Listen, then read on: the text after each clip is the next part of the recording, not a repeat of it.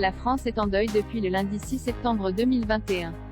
Et pour cause, le monstre sacré du cinéma français, Jean-Paul Belmondo s'est éteint, dans sa demeure parisienne, à l'âge de 88 ans.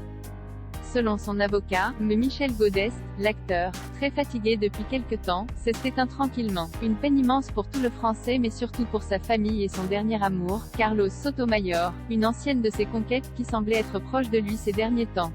Pendant plusieurs années, cette chanteuse brésilienne a fait battre le cœur du comédien. En effet, les deux amants se rencontrent dans les années 80, alors que Bebel se sépare de Laura Antonelli. Ils partagent l'affiche pour le film Le Marginal, en 1983. Cette chanteuse, aujourd'hui âgée de 60 ans, avait également joué dans Joyeuse Pâques et Le Solitaire. Le père de Paul Belmondo était alors tombé éperdument amoureux de cet artiste, avec qui il est resté pendant 6 ans. Mais en 1987, le couple se sépare.